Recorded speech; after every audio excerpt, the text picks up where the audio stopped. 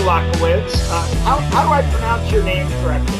You got it. You did it. Dan Lewkowicz. There you go, Chris. Dan Lewkowicz. Welcome to Net Lease TV. Thank you so much. I appreciate it. So Dan is a very interesting person. I saw Dan on LinkedIn. His social media is amazing. He plays guitar. How long have you been playing guitar, Dan? I've been playing guitar for 30 years, actually, since I was 7. I just turned 30 last Thursday, and I've been playing since I was 7 years old. 7 years old. Now, were you in a band? I was, actually. When I was in college, I was in a band. We performed quite a bit, and we actually recorded a CD. Awesome. So we want to put some of your music, maybe as the intro. You need to send me some of your music. I'm going to put some of my music when I was in my high school band in this Net Lease TV, so you can hear some of my awesome drumming and my backup vocals. I'll also put a song that I wrote, and I sang main vocals on that in the studio. So we'll add a little bit of music to this interview. When I saw you looking at me, I knew it would grow. Such a feeling has come over me. I play guitar. I sing backup vocals. So I'm the same way. I played at my high school dance, which was amazing. To play at your high school dance is not an easy feat. You know, everybody, the students were pretty critical, so we had to do a good job. Yeah. So getting on to your brokerage, now you're with Encore, right? You work with Evan Lyons, who I just interviewed, and we did a CVS deal with you last year. I don't know if you knew that. All cash deal. Yeah, we do a lot of pharmacy deals. Evan's a great guy, and this is a great brokerage. Yeah. So how long have you been in the net lease space? Did you just enter? When did you start doing brokerage? Basically, so I've been involved in the real estate industry loosely since 2005. I started a company called Disability Made Easy with a friend, with his my best friend's older brother, actually. That was a barrier-free home modification company. So we would make homes handicap accessible for individuals with terminal illness or disability. And I did the sales and marketing, but I really got interested in project management and construction. And then over the ensuing years, I actually started getting quite involved in fix and flips. I bought my first property in Michigan in 2012, I think, 2011. And it was actually my own home, and did an extensive renovation there. And my friends would joke with me. They'd say, Dan, what are you going to do with your time once you finish renovating your house? And I said, kind of jokingly, I'm going to buy another one. And I bought another one. And 100 houses later, here I am. And throughout that time, I worked at Amazon as a business development executive, and then eventually I landed myself in the commercial brokerage world, and I have never been happier. So you like it? You like Net Lease? Do you have any family that was involved in Net Lease at any point, or? No, honestly, I hadn't even. How did you learn about the Net Lease space to become a broker? Did somebody just say, hey, this is a good way to make some money on the brokerage end? Well, when I was at Amazon, I was actually recruited by a large boutique net lease firm who wanted me to port my skills as a business development executive at Amazon and put them into the commercial real estate world. So I met with them. I had some family members, or some friends, I should say, in the industry. I did a little bit of research, and I said, you know what, this makes sense. At the time, I had a lot of involvement from a more executive perspective in terms of seeing what was going on inside of Amazon with their fulfillment centers and with their trophy real estate. And it just made a lot of sense to me, the concept of owning real estate or brokering real estate transactions that were tenanted by large national tenants. What would you say? Now, do you represent more sellers or buyers, or both? Absolutely more sellers. I'm a seller's broker. Sellers. Yeah, so as much as I can be. What are your advantages when you're trying to talk to a seller? Is it that you'll get the highest price, that your process will be smoother, that you'll do better social marketing of their property? Well, I'd say your advantage versus other listing agents, do you feel? What are your strengths? I'll steal Amazon saying that, Amazon claims to be the most customer-centric company on the planet, and I'll say that I'm the most customer-centric broker on the planet. So I make sure that my customers' needs, my clients' needs are put first. I will hustle harder than anybody out there. My marketing material is incredibly professional. And then my presence. I mean, if I walk into a social media room and my name is said, people know who I am. So, I've got a great team working for me and a great team working with me. And I know that based on my experience, my listings are priced right. They're priced competitively, and we market the heck out of them. And if I don't have your deal, with some really great offers within the first 30 to 45 days, then something's wrong. And that really, in the time that I've been doing this, there's only one property I ever listed that didn't close, and I got the seller a full price offer on that. It was actually my first listing. He just didn't like what was going on in the 1031 market to replace it. That's just, I pride myself on my reputation and on my client experience. So let's back up a little bit. What's your show, Dan on Top? Yeah, so Dan on Top. How'd you come up with that name there, buddy? So we had a party. Out of the fringes, Dan on Top. Yeah, so we were having a dinner party at my house. At a dinner party, okay. We had to come up with a name the day before we started recording. So the owner of NRM Streamcast, who's a good friend of mine, Paul Bensman, he says, let's do Dan on, like Dan on something.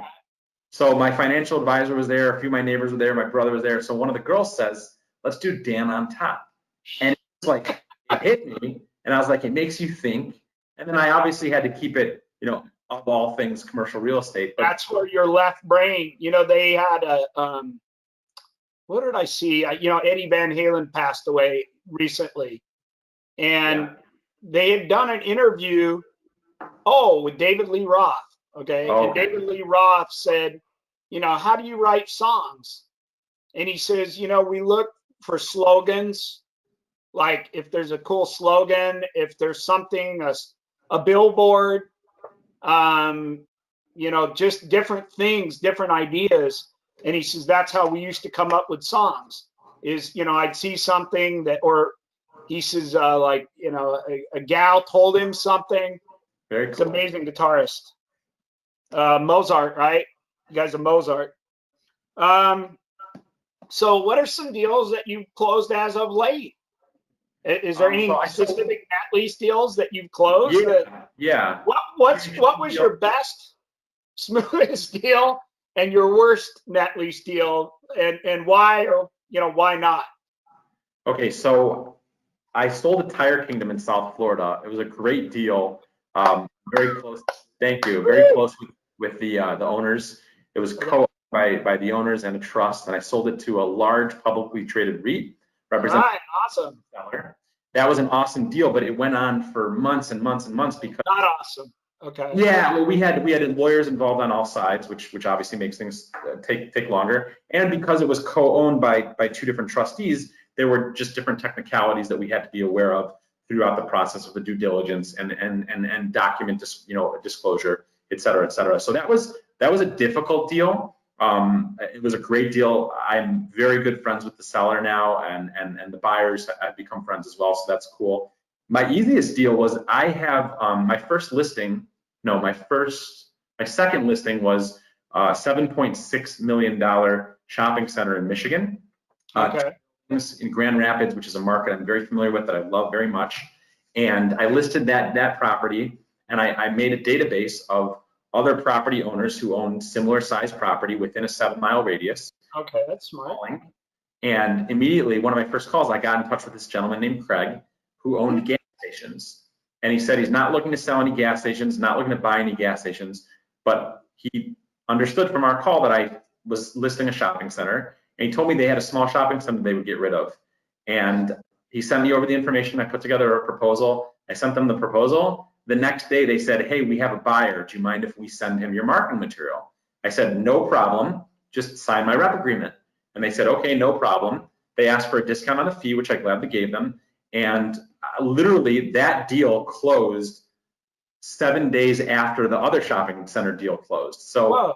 This great shopping center that I sold, these two shopping centers. And then a couple days later, I had this almost like free deal where the seller was just somebody I was calling and said, hey, here's a building, put together marketing material. Hey, here's my buyer. Can you do the deal? So that was laser marketing. It's like laser, like a missile coming in and just instead of carpet bombing, just like precise laser bombing. Yeah, because and then what happened after that? One of those buildings had an RX optical in it, which is a common tenant here in the Midwest. So I made another list of RX optical owners, and I called and called and called, and I got another listing 4 miles away of a shopping center with an RX optical in it.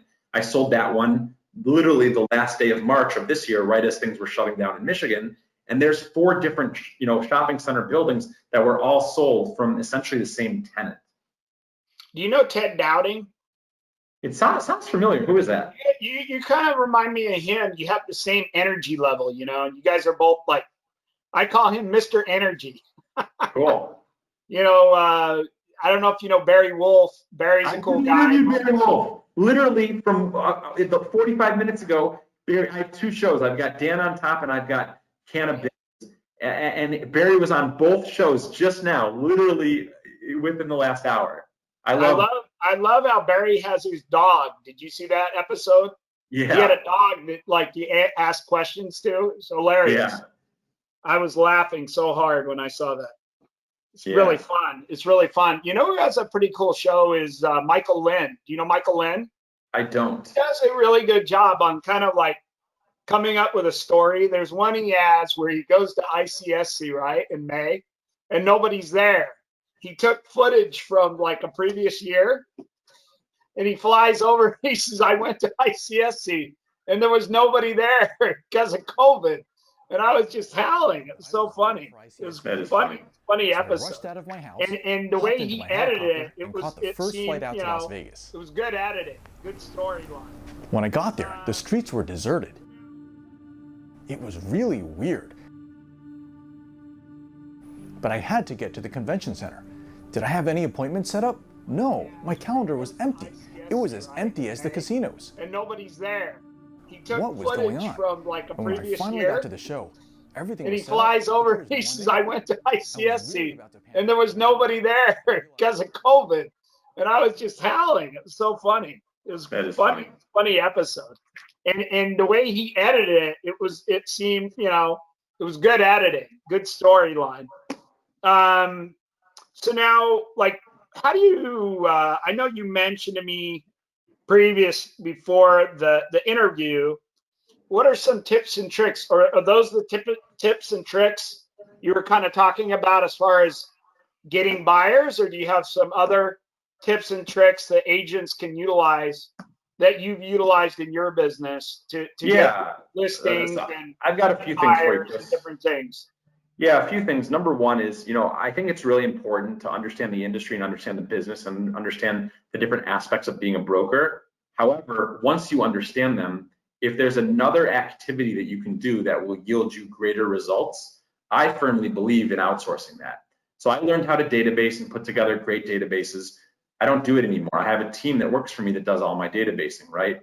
I learned how to put together great email blasts and great, marketing. I have a team that I work with and that I have in place to put that together. So I say number one is learn the processes yourself, but then look at yourself when there's something else that you can do that's more valuable time-wise. That's number one. Number two, don't forget and don't discount the value of yourself as a brand, especially in 2020. We have these great tools called social media, which if you have a halfway decent profile picture and you know how to type a few sentences and you know what you're doing, you can literally be associated with great people like you, Chris, or the 3 or 4 people you mentioned that I know. I know them from LinkedIn, right? So don't discount the value of social media and don't discount your voice. As a broker, I've got industry insight that a lot of people want to learn about, as do you, as does a guy like Barry, a guy like Evans, et cetera, et cetera.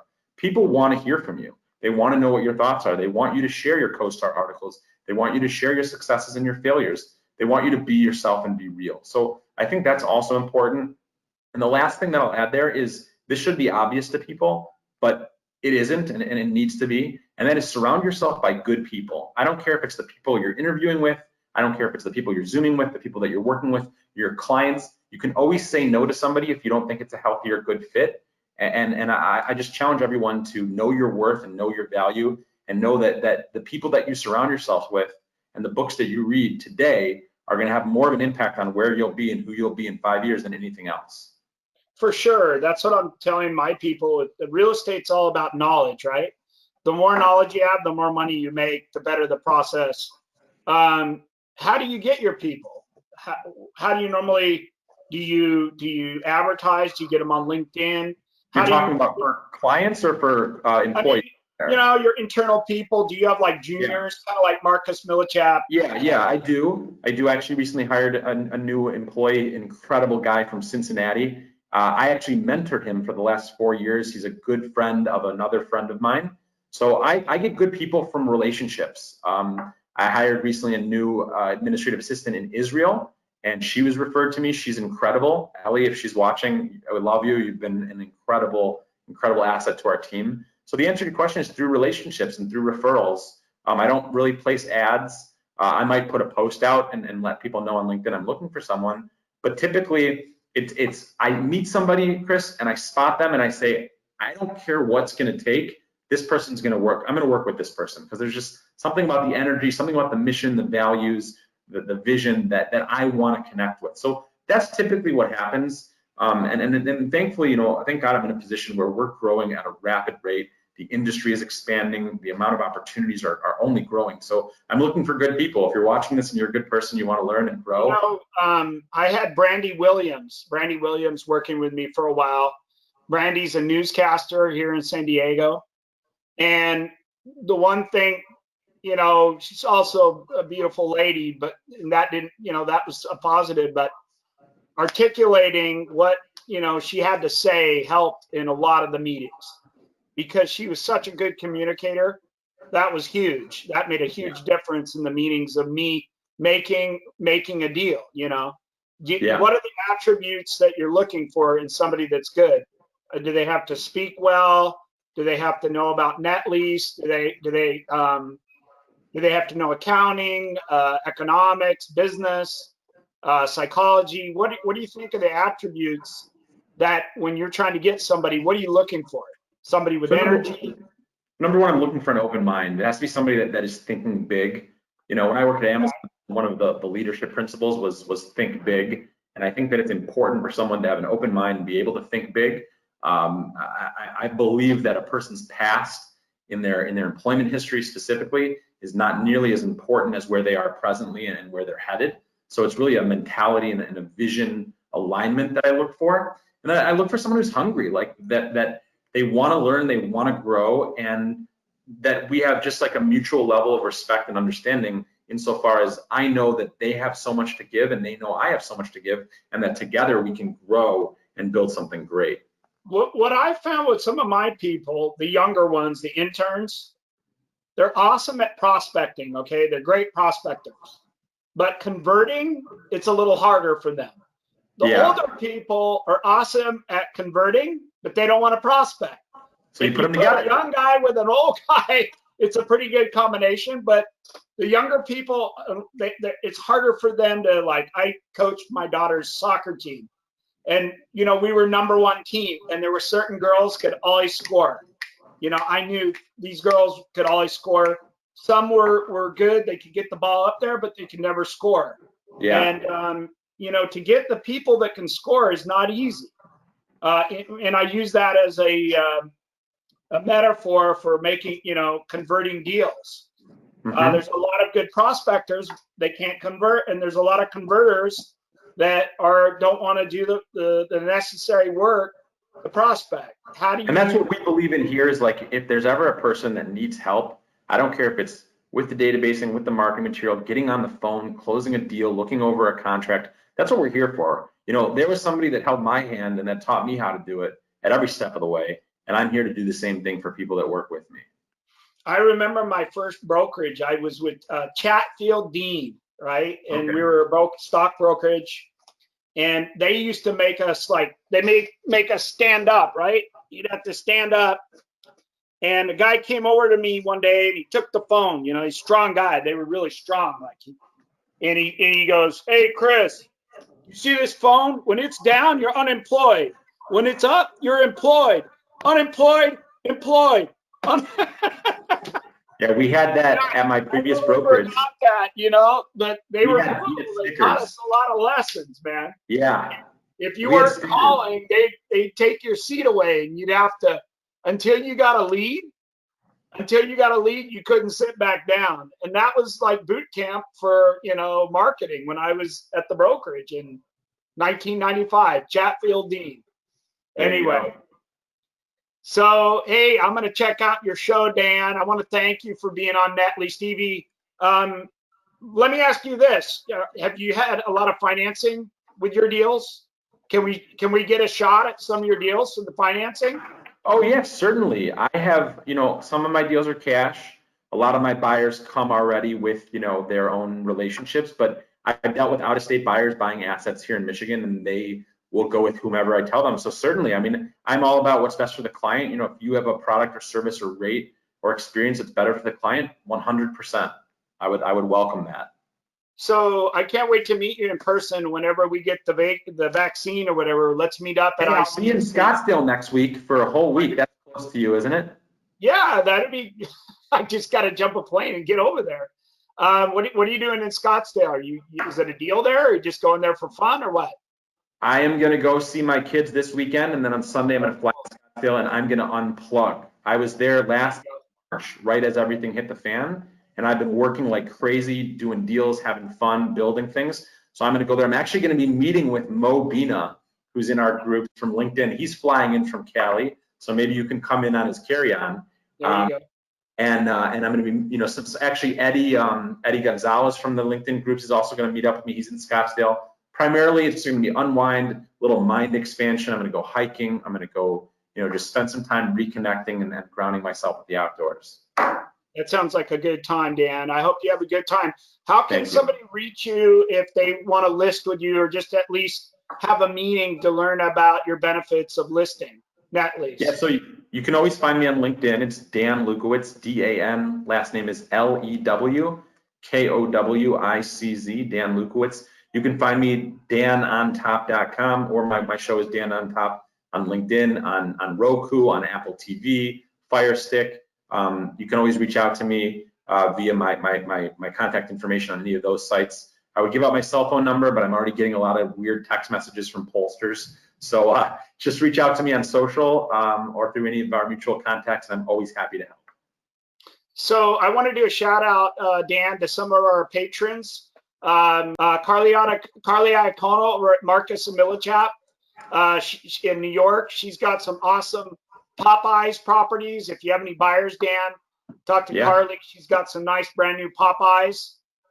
So thanks again for being patron. Dan, I hope you can become a patron of Net Lease TV. Definitely subscribe. I'm going to subscribe to Dan on Top.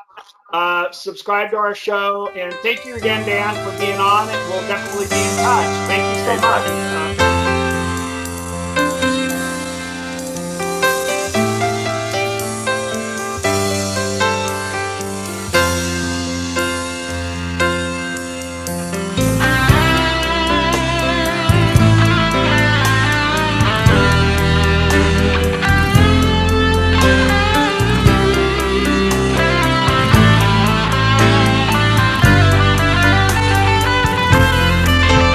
When I saw her looking at me, I knew it would grow. Such a feeling has come over me. This time I know for sure. The wind blows through her hair now, guiding her to me. And I know that it's time that we spend our whole